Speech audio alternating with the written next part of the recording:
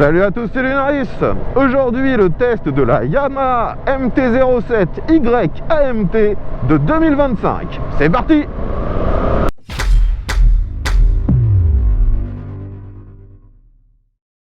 Les amis, aujourd'hui le test d'une des dernières motos sorties chez Yamaha.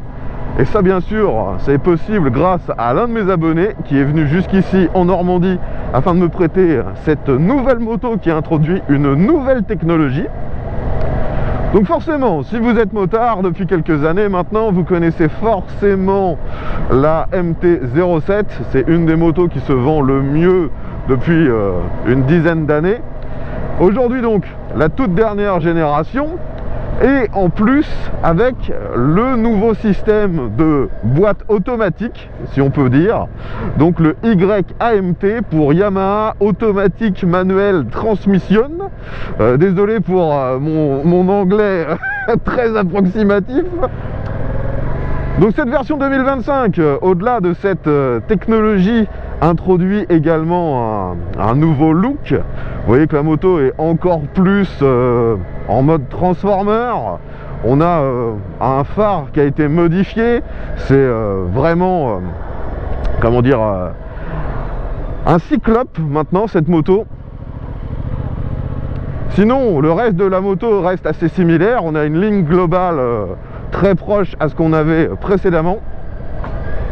Et le moteur, lui, est toujours le même. Il s'agit du fameux Yamaha CP2, donc un bicylindre en ligne avec un calage dit crossplane.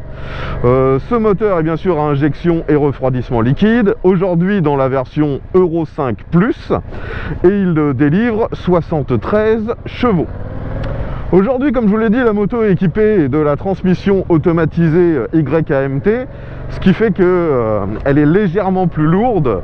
Elle est 3 kg plus lourde que le modèle à boîte mécanique, ce qui la fait à 186 kg tout plein fait. Ça reste relativement léger dans la catégorie. Donc comme je vous l'ai dit précédemment, la moto est un modèle 2025, elle est quasi neuve, là elle a 3700 km au compteur. Et sachez que le modèle que je vous présente n'a pas d'accessoirisation ou de modification.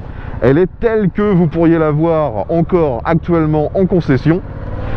Sa seule particularité, je vous l'ai déjà dit, c'est la transmission YAMT. Bon, pour l'instant les amis, je commence mon test en centre-ville comme d'habitude et j'ai mis la boîte de vitesse en drive, donc elle est en automatique. Je n'utilise pas le passage des rapports, ça se fait tout seul. Donc déjà au niveau ergonomique, ça n'a qu'assez peu évolué. La moto est toujours assez facile pour ceux qui, comme moi, ne sont pas des géants. Je mesure 1m70 et lorsque je m'arrête, j'arrive assez facilement à mettre les pieds au sol. Ça, forcément, grâce à la selle qui est très très fine au niveau de l'entrejambe. Et la position est très droite. On a presque l'impression d'être sur un trail sur cette nouvelle génération. Le guidon est gigantesque, il est très très très grand. On a un excellent bras de levier et en plus, il est, à mon avis, un petit peu plus haut que précédemment. Ça fait qu'on n'a pas du tout besoin de se pencher. J'ai finalement l'impression d'être sur un trail lorsque je suis sur cette nouvelle MT-07. Nous voilà dans un premier rond-point. Voilà, ça se penche sans la moindre difficulté. La prise d'info ne pose pas non plus de problème. Comme je vous l'ai dit, on a une position très très très droite. Donc se retourner, c'est facile. Et si nécessaire, on a également les rétroviseurs. Donc ceux-ci sont placés sur le guidon, suffisamment haut et sur l'extérieur. J'ai qu'environ 10% des miroirs qui sont pris par mes bras. Je vois plutôt bien. Concernant l'échappement, il n'y a pas de révolution non plus. Il est toujours implanté assez bas sur le côté droit. Et l'esthétique n'a que très très peu évolué. La sonorité est également comparable à ce qu'on avait avant. C'est très très discret quand vous roulez à bas régime. On verra plus tard ce que ça donne en montant un peu plus haut dans les tours.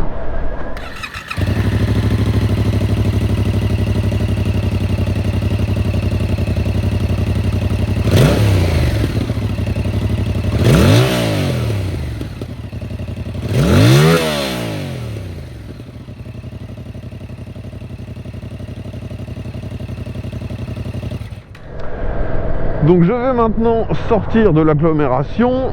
Voyons comment se comporte la boîte de vitesse.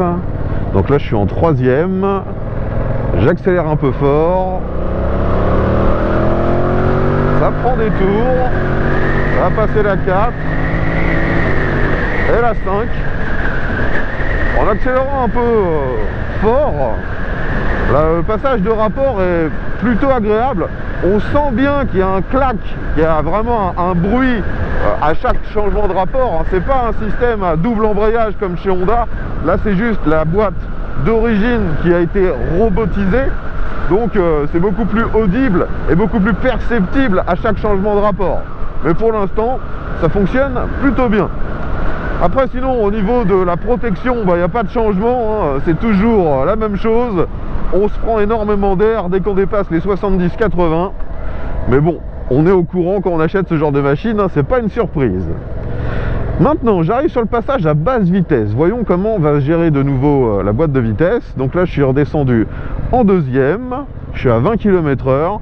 Et la moto, comme d'habitude, est très facile à manœuvrer. La taille des roues et des pneus n'ont pas changé. C'est du 17 pouces, 120 à l'avant et 180 à l'arrière. Ce qui est toujours aussi disproportionné pour une moto de 73 chevaux.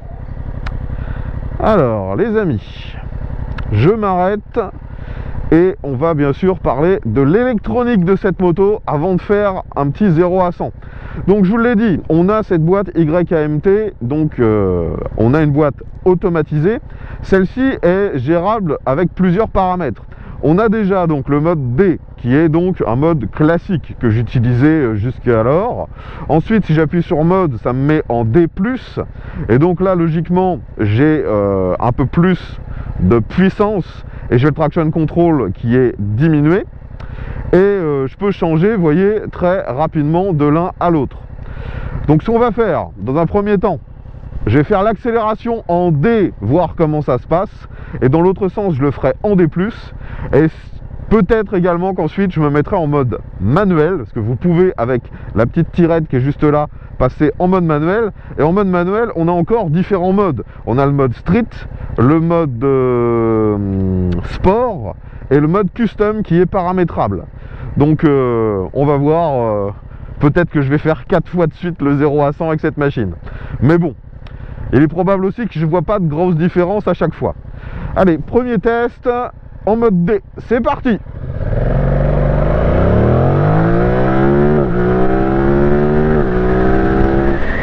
C'est déjà très efficace,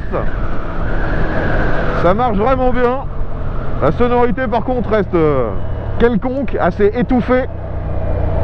Je vais maintenant profiter d'être ici pour faire un demi-tour. On va voir comment ça se passe de nouveau avec cette boîte automatisée. Donc vous voyez que du haut de mon mètre 70, j'ai les deux pieds au sol. Je peux pas mettre les talons au sol parce qu'en fait j'ai les repose-pieds qui viennent me taper un peu dans les mollets. Ça m'écarte très légèrement les jambes. Maintenant, donc, je signale mon intention de tourner, je braque à fond, l'angle n'a pas l'air dingue, j'accélère un tout petit peu, ouais, ça se passe pas trop mal, forcément on n'a pas un contrôle aussi précis que si on avait un vrai embrayage, et vous voyez donc que je finis pile sur l'autre fil, c'est convenable. Maintenant, je me mets en D+. Et on va voir ce que ça donne. Allez, c'est parti, let's go.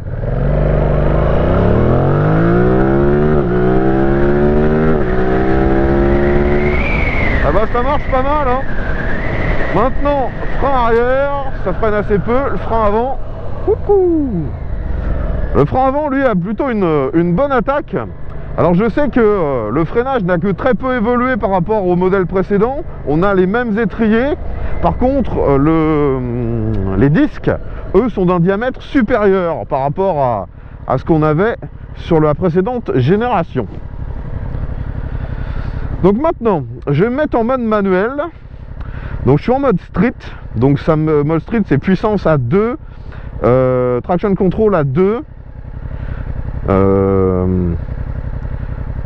Et vous voyez que sport c'est à 1. Donc finalement sur la puissance, plus le chiffre est faible, plus on a beaucoup de patates. Donc là je suis à 2 et 2 en mode street. Et il faut que j'utilise les gâchettes qui sont du côté gauche.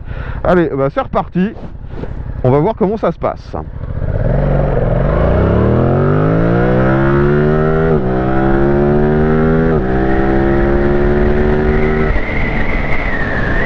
c'est pas trop mal. C'est un peu perturbant d'utiliser les gâchettes plutôt qu'un sélecteur au pied. Mais c'est réactif, hein. Je dirais pas que c'est aussi agréable, aussi réactif qu'avec un double embrayage de chez Honda, bien sûr, mais ça fonctionne quand même pas mal. Allez, je refais un demi-tour.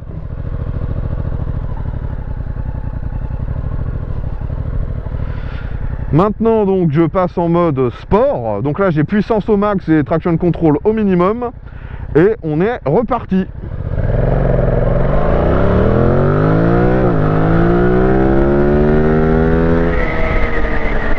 Personnellement, je sens pas une grosse différence. J'ai l'impression que dans ce genre d'exercice, quand on accélère vraiment à fond, bah ça change pas vraiment le comportement.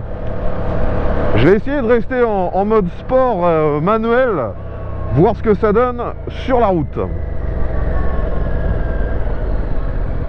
Là par exemple, si je m'arrête en 2, ouais, automatiquement ça repasse la 1. On a quand même un système automatisé, donc on peut changer les rapports, mais ça ne va pas vous laisser caler bêtement si vous faites une ânerie. Alors pour revenir sur le freinage, je vous l'ai dit, donc on a quasiment le même, mais avec des plus grands disques. Et au niveau du levier, vous voyez que celui de frein avant est réglable en écartement. Dans ce rond-point, ça se penche bien. Prise d'info, pas de problème. Et je réaccélère assez fort.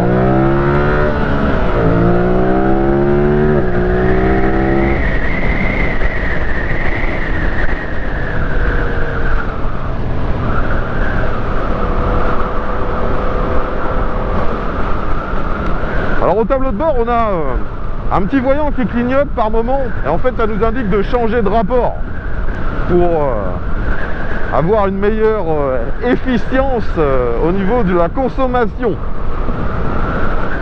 Sur cette machine, l'Ecomodo ressemble beaucoup à ce que j'avais vu sur la XSR 900 GP. On a donc à gauche un boîtier avec un joystick. On a également tout ce qui gère l'éclairage, bien sûr. On a un régulateur de vitesse. Et vous avez les boutons pour les clignotants. Mais vous voyez que on retrouve les clignotants bizarres que j'aime pas trop. On a les feux de détresse aussi et le klaxon. Sur la droite, c'est beaucoup plus simple, bien que le boîtier soit énorme lui aussi. On a le bouton démarrage et coupe-circuit, le bouton qui permet de changer de mode, ainsi que la gâchette pour passer de manuel à automatique. Une des grosses nouveautés introduites sur cette version 2025, c'est bien sûr l'écran. On a maintenant un tableau de bord totalement numérique avec un écran LCD. Celui-ci est assez complet, on peut même changer l'affichage selon différents graphismes. On a bien sûr la vitesse, le rapport engagé, le mode sélectionné, le compte tour, on a l'odomètre, la conso instantanée, moyenne, enfin il y a absolument tout ce qu'on pourrait désirer sur ce genre de machine. Franchement, c'est plutôt pas mal, c'est très complet et facilement lisible.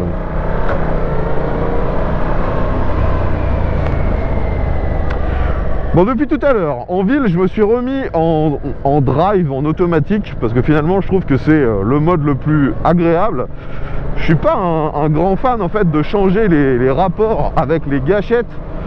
C'est pas intuitif pour moi. Je vais par contre essayer de me mettre en drive plus, voir si le comportement change vraiment lorsque je suis en agglomération. Encore un passage à basse vitesse, les rapports sont bien redescendus.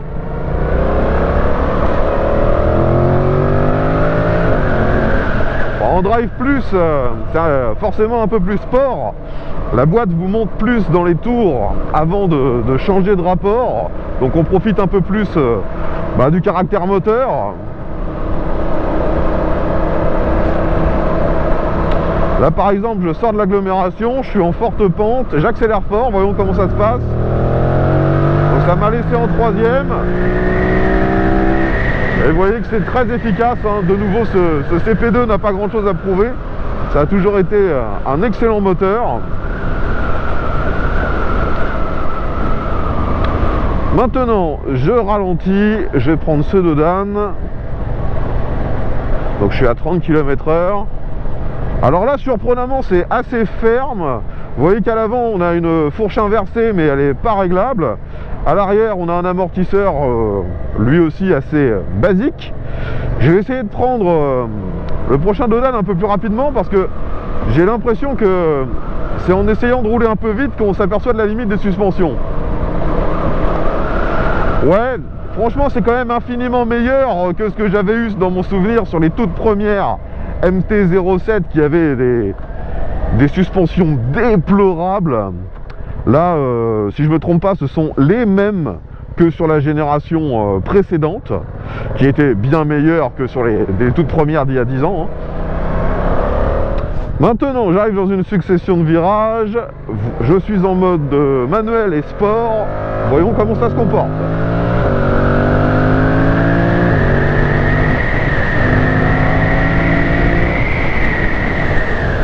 Ouais, les freins sont pas trop mal.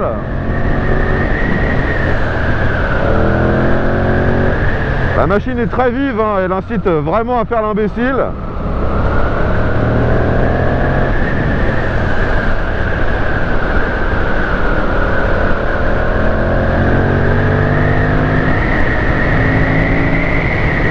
Finalement, avec la longe du moteur, je reste quasiment tout le temps en 4.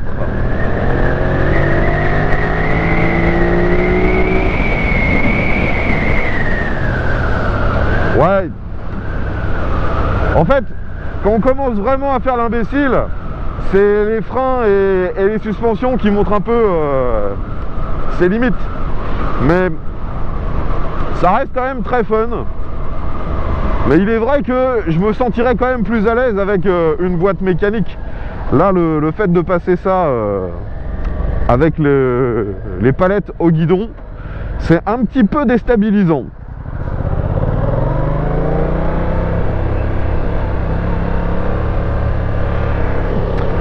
Allez, je réaccélère.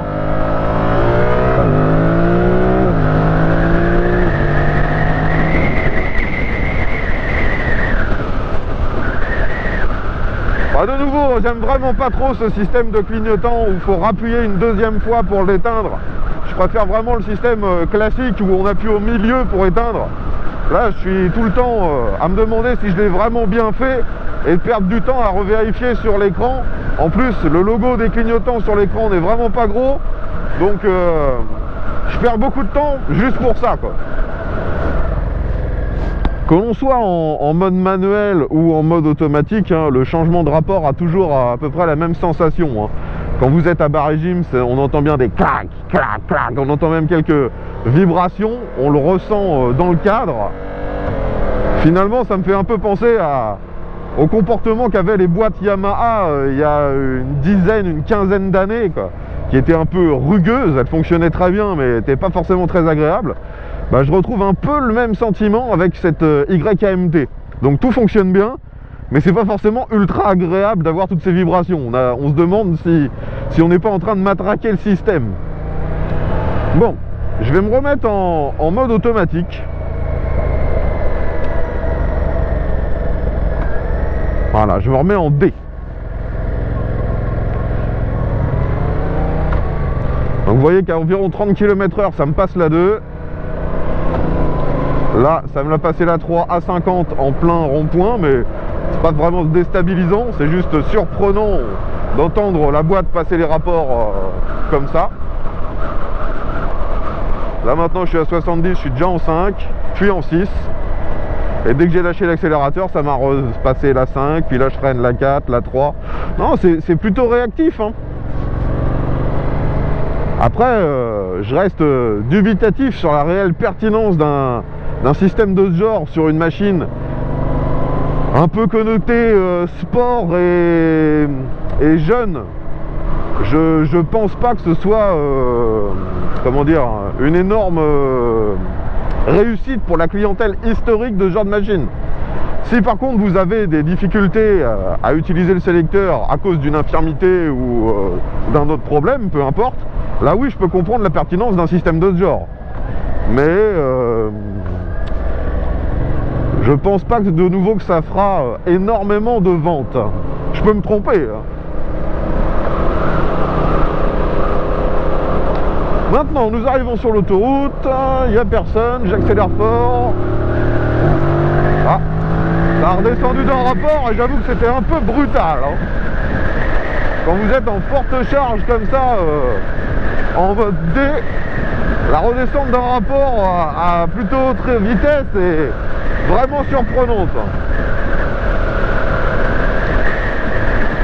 Là, je vais me mettre en D+.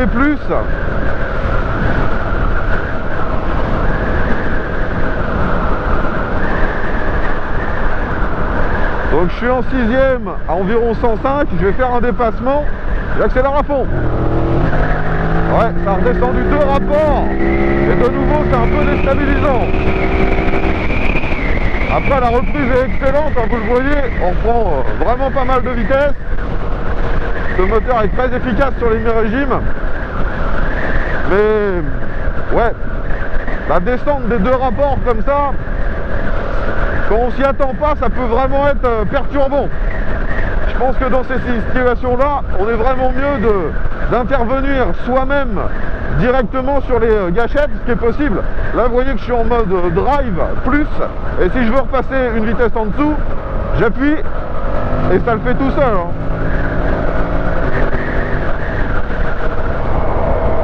Donc cette moto, comme je m'y attendais, ne pose aucun problème sur l'autoroute. Je suis même assez surpris de ne pas me prendre plus d'air que ça en pleine tronche. Là, je suis monté à des vitesses relativement élevées et j'ai jamais été gêné par l'air. C'est assez surprenant, une très bonne surprise. Comme je vous l'ai dit, sur cette nouvelle MT-07, le phare a été changé. On a maintenant une optique assez petite. Et je demandais au propriétaire si ça éclairait bien et il m'a assuré que oui, que c'était bluffant, que malgré la compacité, ça éclairait très très fort. Les clignotants sont également à LED, ainsi que le feu arrière. Donc ici je suis en drive plus, on va dépasser ce poids lourd.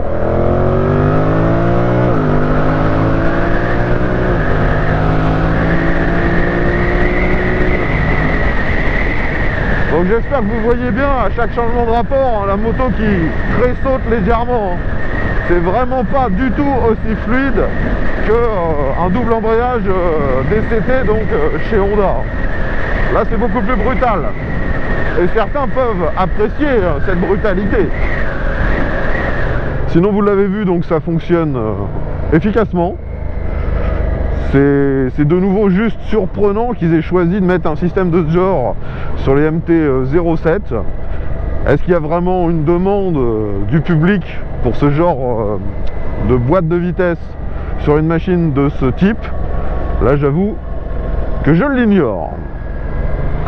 Maintenant, au niveau des aspects pratiques, il n'y a quasiment pas eu d'évolution. Vous avez un petit rangement en dessous de la selle passager.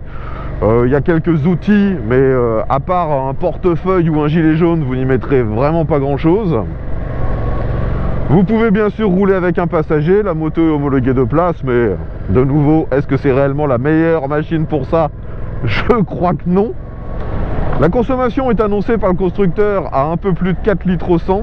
Le propriétaire, lui, tourne à un peu moins de 5 litres au 100, mais il me disait rouler quand même relativement fort avec ce modèle. Moi, pendant mon essai, la consommation était le plus souvent à 4 litres 3 au 100. Donc ça reste raisonnable pour une machine de ce genre. Le réservoir, lui, a une contenance de 14 litres. Donc finalement, cette nouvelle MT-07 millésime 2025, c'est pour moi une nette amélioration par rapport aux précédentes, de par l'écran, les modes de conduite, l'informatique qui a été rajoutée, tout ça c'est vraiment mieux. Après, en termes de performance, c'est quasi identique au modèle précédent. Donc clairement, je pense pas qu'il y ait vraiment de raison de remplacer un modèle 2022 par un modèle 2025. Il n'y a pas assez de différence.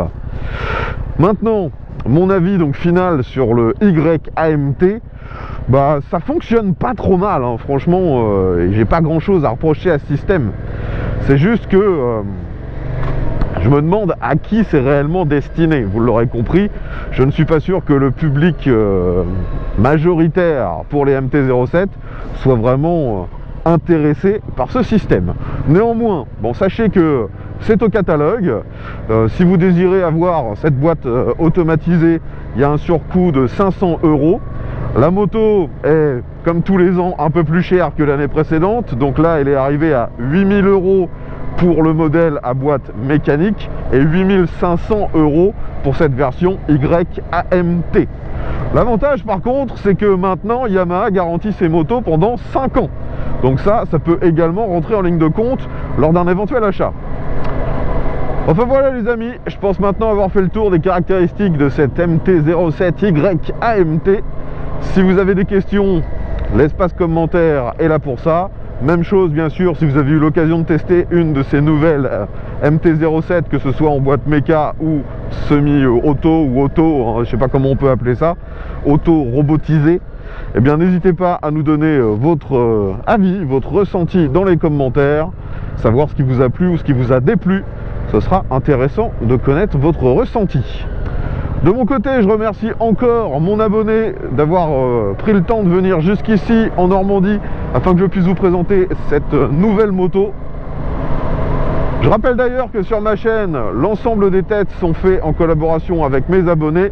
Donc si comme lui, vous avez un véhicule que vous aimeriez me voir tester en vidéo, prenez contact avec moi. Tous les moyens de le faire sont dans la description. Je le redis aussi, mon lieu de tournage se situe en Normandie, pas très loin de Rouen. Je vous remercie d'avoir regardé cette vidéo dans son intégralité. Pensez avant de partir à mettre un petit pouce vers le haut, à partager la vidéo sur les différents réseaux sociaux et vérifiez que vous êtes abonné. Comme ça, vous serez notifié dès la publication du prochain test, c'est-à-dire la semaine prochaine. Allez, je vous embête pas plus longtemps. V à tous et à la prochaine.